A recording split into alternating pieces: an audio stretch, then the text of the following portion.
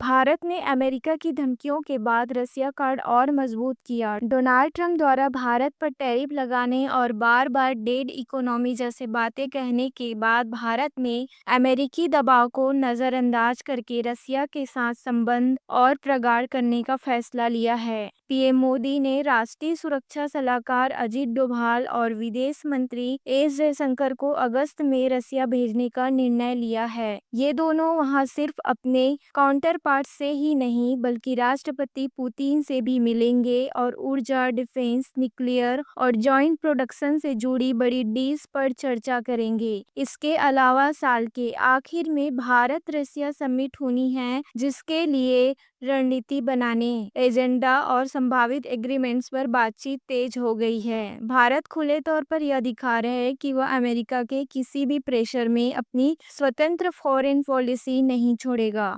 भारत को पटाने के लिए इजराइल ईरान में दोस्ती की होड़।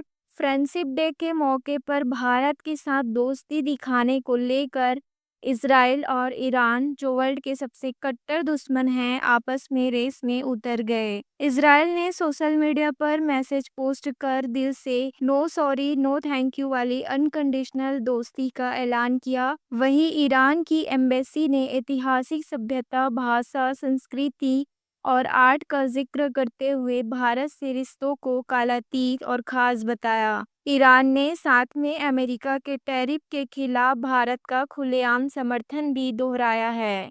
पाकिस्तान क्रिकेट बोर्ड का लीग बाइकॉट, भारत से हार कर दर्द। पाकिस्तान क्रिकेट बोर्ड ने बीसीसीआई और भारतीय टीम के प्रोटेस्ट के जवाब में world champions pleasant cricket league को पूरी तरह बाइकॉट करने का फैसला लिया है। इंग्लैंड में खेली गई इस लीग के फाइनल में साउथ अफ्रीका से हारने के बाद पाकिस्तान ने आरोप लगाया है कि इंडियन ऑनर्स और एडमिनिस्ट्रेशन पूरी तरह पक्षपाती है और भारत जब चाहे मैच कैंसिल करवा सकता है। पाकिस्तान ने बिना शर्त कहा है कि अब उनकी टीम कभी भी इस लीग में नजर नहीं आएगी। असल में पाकिस्तान की तकलीफ यह है कि स्पोर्ट्स के प्लेटफॉर्म पर भी भारतीय प्रभुत्व सुपर पावर स्तर पर नजर आ रहा है।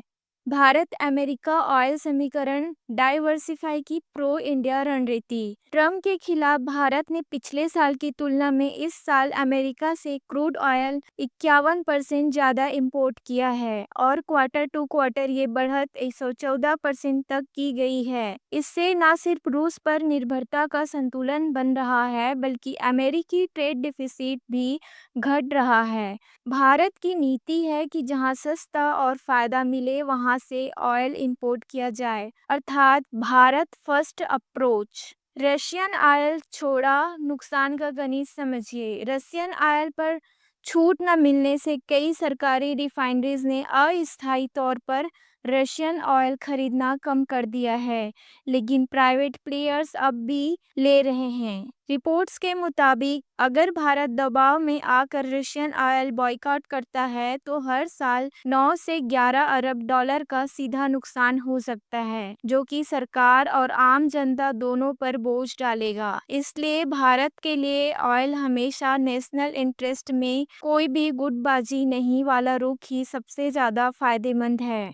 भारत में जीएसटी का रिकॉर्ड वसूली। जुलाई में भारत सरकार ने 1.96 लाख करोड़ का रिकॉर्ड जीएसटी कलेक्शन किया।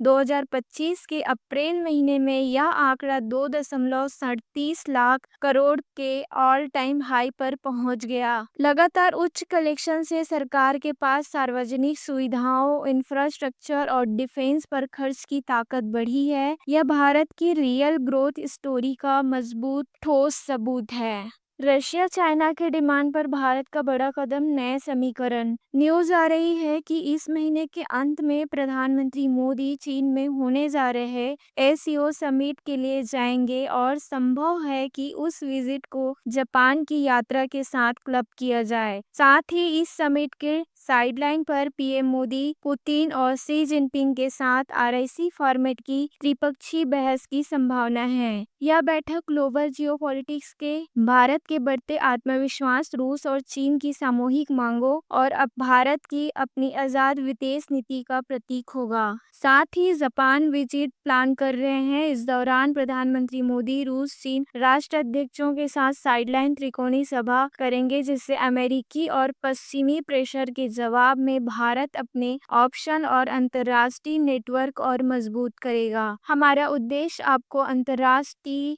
राजनीति, डिफेंस, भू रणनीति और वैश्विक घटनाओं की जानकारी देना। जुड़े रहिए। नमस्कार, जय हिंद, वंदे मातरम।